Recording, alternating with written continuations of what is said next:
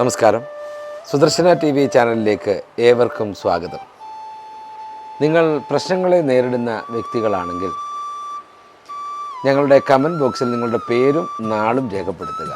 ഞങ്ങളുടെ പ്രാർത്ഥനാ വേളയിൽ നിങ്ങളുടെ പേരും നാളും ഞങ്ങൾ ആ പ്രാർത്ഥനയിൽ ഉൾപ്പെടുത്തി നിങ്ങൾക്ക് വേണ്ടി ഞങ്ങൾ പ്രാർത്ഥിക്കുന്നതാണ്. ആ പ്രാർത്ഥന ഫലസന്ദായകമായി തീരുന്നുണ്ട് എന്നറിയുന്നതിൽ സന്തോഷമുണ്ട്. തീർച്ചയായും നിങ്ങൾ നിങ്ങളുടെ നാളും പേരും ഞങ്ങളുടെ കമൻറ്റ് ബോക്സിൽ രേഖപ്പെടുത്താൻ പ്രത്യേകം ശ്രദ്ധിക്കുക. ലോക സമസ്ത സുഖിനോ ഭവന്തു. എല്ലാവർക്കും നന്മ വരട്ടെ. എല്ലാവരെയും ഈശ്വരൻ അനുഗ്രഹിക്കട്ടെ.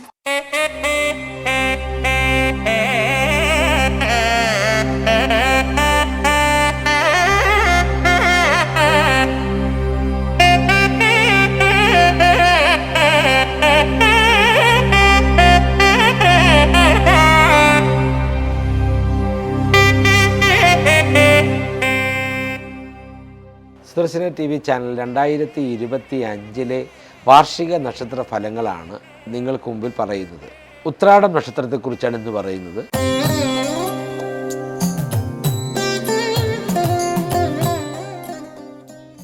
ഉത്രാട നക്ഷത്രത്തെ സംബന്ധിച്ചിടത്തോളം ഗുണദോഷ സമ്മിശ്രമായ വർഷമാണ്. ദോഷങ്ങൾക്ക് പ്രാമുഖ്യം കൂടുന്ന വർഷം കൂടിയിട്ടാണ്. അപ്പോൾ ദോഷങ്ങൾക്ക് പ്രാമുഖ്യം കൂടുക എന്ന് പറയുമ്പോൾ ഈശ്വര ഭജനം വളരെ അനിവാര്യമായ നക്ഷത്രമാണ് ഉത്രാടമെന്ന് ചിന്തിച്ചോണം. വളരെ ശക്തമായ തരത്തിൽ ഈശ്വര പൂജകൾ നടത്തേണ്ടുന്ന കാലമാണ്. അങ്ങനെ ഈശ്വര പൂജകളിലൂടെയും ഈശ്വര ഭജനങ്ങളിലൂടെയും നാമസങ്കീർത്തനങ്ങളിലൂടെയും തുടർന്നു പോയാൽ ദോഷങ്ങളൊക്കെ ഒഴിഞ്ഞ് വളരെ സൗഭാഗ്യദായകമായൊരു വർഷമാക്കി മാറ്റിയെടുക്കുവാൻ കഴിയുന്ന കാലമാണ് 2025 എന്ന് പറയുന്നത്. ഏതു തരത്തിലായാലും ഏത് ആവശ്യങ്ങൾക്ക് പോയാലും ഏത് ആവശ്യങ്ങൾക്ക് ഇറങ്ങിത്തിരിച്ചാലും ക്ഷേത്ര ദർശനം അനിവാര്യമാണ്. വീട്ടിലെ അംഗങ്ങളെ കൊണ്ടും ക്ഷേത്രത്തിലേക്ക് ദർശനത്തിന് വഴിയൊരുക്കണം. വീട്ടിലുള്ള അംഗങ്ങൾക്ക് കൂടി ക്ഷേത്ര ദർശനത്തിനുള്ള വഴി ഒരുക്കി കൊടുക്കണം. തീർച്ചയായിട്ടും അപ്പോഴാണ് വീടിനുള്ളിൽ പോലും ഈശ്വരൻ്റേതായിരിക്കുന്നൊരു വാസം ഉണ്ടാകുന്നത്. അപ്പോൾ എല്ലാവരും ഒന്നു ചേർന്ന്, കുടുംബത്തിലുള്ള എല്ലാവരും ഒന്നു ചേർന്ന് ഈശ്വര സന്നിധിയിൽ എത്തി പൂജകൾ, വഴിപാടുകൾ, ദർശനം തുടങ്ങിയവ നടത്തുക.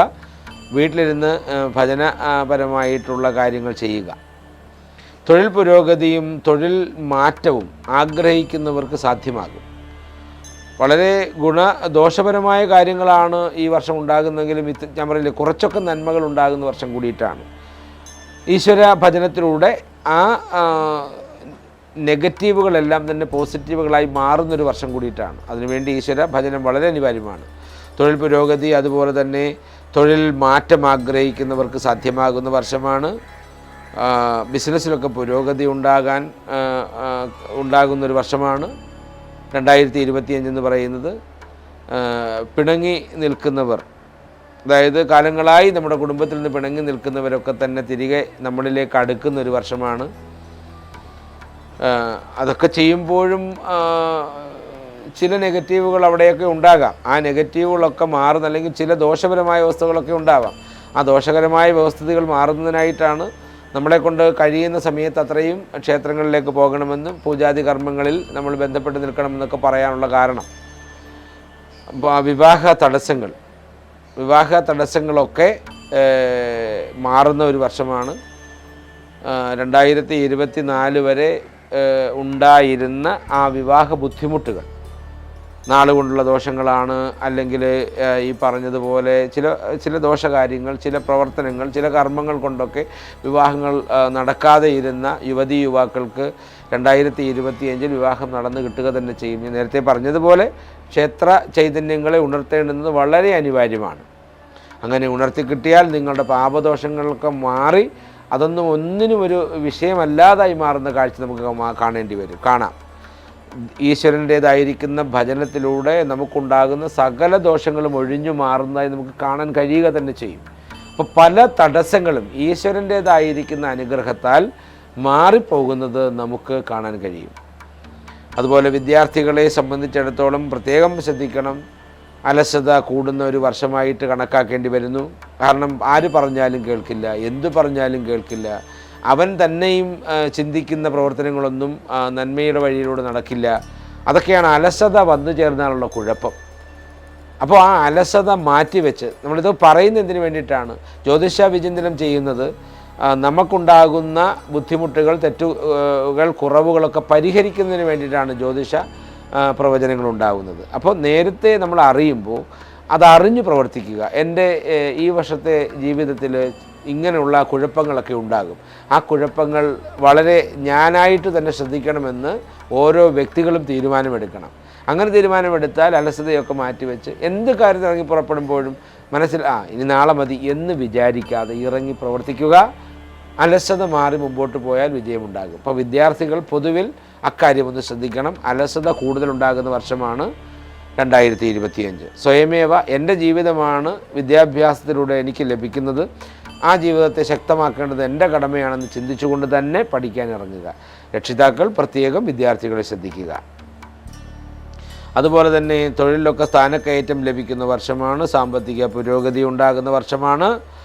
സഹോദരന്മാരുടെയും സഹോദരിമാരുടെയും സഹായം നിങ്ങളിലേക്ക് വന്നു ചേരുമെന്ന് മാത്രമല്ല, ബന്ധുജനങ്ങളുടെ ഏവരുടെയും സഹായം ഉണ്ടാകും. നന്മയുള്ള നല്ല ബന്ധുജനങ്ങൾ, അതായത് അമ്മ വഴിയുള്ള ബന്ധുക്കളുടെ സഹായം വളരെ നന്നായി അനുഭവിക്കാൻ ഉത്രാടക്കാർക്ക് കഴിയും. തീർച്ചയായും പരിശ്രമിക്കുക.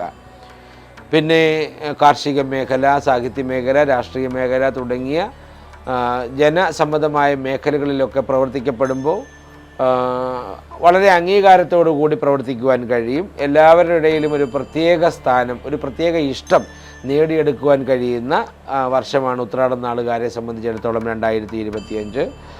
കേസ്, വഴക്കുകൾ എന്നിവയിൽ നിന്ന് രക്ഷ നേടാൻ കഴിയുന്ന ഒരു വർഷമാണ് 2025.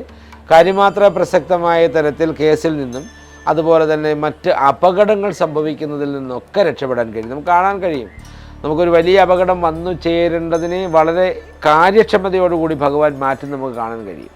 അപ്പോൾ നമ്മൾ വാഹനങ്ങൾ ഓടിച്ചുകൊണ്ട് പോവുക, അപ്പോൾ പെട്ടെന്നുണ്ടാകുന്ന ഒരു ആക്സിഡൻ്റൽ സിറ്റുവേഷനും പെട്ടെന്ന് മാറുന്നതായി നമുക്ക് കാണാൻ കഴിയും. അപ്പോൾ വളരെ ശ്രദ്ധയോടുകൂടി വേണം അത്തരം സംവിധാനങ്ങളിൽ ബന്ധപ്പെടാൻ. വാഹനങ്ങൾ ഓടിക്കൽ, അതുപോലെ തന്നെ ദീർഘദൂര യാത്രകൾ നടത്തുമ്പോൾ ശ്രദ്ധിക്കണം, രാത്രികാലത്തെ യാത്രകൾ ശ്രദ്ധിക്കണം. അങ്ങനെ എല്ലാം കൊണ്ടും വളരെ ശ്രദ്ധ വേണ്ടുന്നൊരു കാലമാണ് 2025 എന്ന് പറയുന്നത്. അപ്പോൾ അതുകൊണ്ടാണ് ഞാൻ നേരത്തെ തന്നെ പറഞ്ഞത്, ഈശ്വര ഭജനം വളരെ അനിവാര്യമാണ്. നമുക്കുണ്ടാകുന്ന തിന്മകളെയൊക്കെ മാറ്റി ഒരു ഭക്തൻ എന്ന നിലയിൽ സർവ്വ സമ്പൽ സമൃദ്ധി യോഗത്തിലേക്ക് എത്തിക്കുന്നത് ഭഗവാൻ ഈശ്വരൻ തന്നെയാണ്. അപ്പോൾ അതുകൊണ്ട് നമുക്കുണ്ടാകുന്ന ബുദ്ധിമുട്ടുകളെയൊക്കെ ഒഴിവാക്കിത്തരാൻ പ്രാർത്ഥിച്ചുകൊണ്ട് എല്ലായ്പ്പോഴും ക്ഷേത്ര ദർശനം നടത്തുന്നത് വളരെ അനിവാര്യമാണ്. വിദേശത്ത് പോകാൻ ആഗ്രഹിക്കുന്നവർക്ക് ആഗ്രഹം സഫലമാകും. സഫലമായാൽ തന്നെ വിദേശത്ത് ചെന്ന് കുറച്ച് നാൾ തൊഴിലില്ലാതെ ജീവിക്കേണ്ടതായി വരുന്നൊരു സാഹചര്യവും കാണുന്നുണ്ട്. അപ്പോൾ അതുകൊണ്ട് അതൊക്കെ ശ്രദ്ധിച്ചു വേണം മുമ്പോട്ട് പോകാൻ. ലോട്ടറി പോലെയുള്ള ഭാഗ്യങ്ങൾ ലഭിക്കാനുള്ള ചാൻസ് കാണുന്നുണ്ട്. കടം ഒഴിയാനുള്ള അവസ്ഥകളും 2025 തന്നെ ഉണ്ടാകുന്നു. തീർച്ചയായും നല്ലൊരു വർഷമാണ് ഉത്രാടം നാളുകാരെ സംബന്ധിച്ചിടത്തോളം 2025. നേരത്തെ പറഞ്ഞതുപോലെ വളരെ ശ്രദ്ധിക്കുക. ഈശ്വര സ്വാധീനവും ഈശ്വര അനുഗ്രഹവും വാങ്ങിയെടുക്കാൻ ശ്രമിക്കുക. അത് ലഭിക്കുക തന്നെ ചെയ്യും. നമ്മളെക്കൊണ്ട് കഴിയുന്ന സമയം അത്രയും ക്ഷേത്ര ദർശനം, അതുപോലെ തന്നെ മറ്റ് അനാവശ്യങ്ങളിൽ ബന്ധപ്പെടാതിരിക്കുക. അനാവശ്യങ്ങളെന്ന് പറയുന്നത് ഈ മദ്യപാനം, അതുപോലെ തന്നെ പുകവലി, അതുപോലെ തന്നെ വെറ്റില മുറുക്ക്, മറ്റ് അനാവശ്യ പ്രവർത്തനങ്ങൾ തുടങ്ങിയവയിൽ ബന്ധപ്പെടാതിരിക്കുക. അതിൽ ബന്ധപ്പെടാതിരുന്നാൽ അത്തരം ഒരു രോഗസാധ്യത കാണുന്നു എന്നുള്ളത് കൊണ്ട് അതൊക്കെ ഒഴിവാക്കി ജീവിക്കുക. ചെറിയ ചെറിയ ദോഷങ്ങൾ ഉണ്ടാവാതിരിക്കാനും നമുക്കുണ്ടാകുന്ന സമ്പൽ സമൃദ്ധികൾ ഇരട്ടിയായി മാറുന്നതിനും വിഷ്ണു ക്ഷേത്ര ഭജനം, അതായത് പാൽപ്പായസ വഴിപാട്, ത്രിമധുര വഴിപാട്, അതുപോലെ തന്നെ തുളസിമാല സമർപ്പണം തുടങ്ങിയവ കൃത്യമായി ചെയ്യണം. മഹാദേവ ക്ഷേത്രത്തിൽ ജലധാര നടത്തുക, അതുപോലെ തന്നെ ശാസ്താക്ഷേത്രത്തിൽ നീരാജന വഴിപാട്, അതുപോലെ ഭഗവതി ക്ഷേത്രത്തിൽ ഭഗവതി സേവ നടത്തുക. വെളുത്തതും ചുവന്ന നിറത്തിലുള്ളതുമായ പുഷ്പങ്ങൾ ദേവീക്ഷേത്ര സന്നിധിയിൽ നൽകുക. ശ്രീ വേൽമുരുകസ്വാമിക്ക് വേൽ സമർപ്പണം തുടങ്ങി ഇത്തരം വഴിപാടുകളെല്ലാം നടത്തി ഈ ഒരു വർഷത്തെ മുന്നോട്ട് കൊണ്ടുപോയാൽ 2025 സർവ്വസൗഭാഗ്യ വർഷമായി മാറും. ഒരു സംശയവുമില്ല. കുടുംബത്തോടു കൂടിയും മക്കളോടുകൂടിയും സന്തുഷ്ടമായ ഒരു ജീവിതമുണ്ടാകാൻ ഈശ്വരനോട് പ്രാർത്ഥിച്ച് സന്തുഷ്ടി നിറഞ്ഞ ഒരു ജീവിത പശ്ചാത്തലത്തിൽ മുന്നോട്ട് പോകട്ടെ എന്ന് ഈശ്വരനോട് പ്രാർത്ഥിച്ചുകൊണ്ട് നിർത്തുന്നു. നന്ദി, നമസ്കാരം.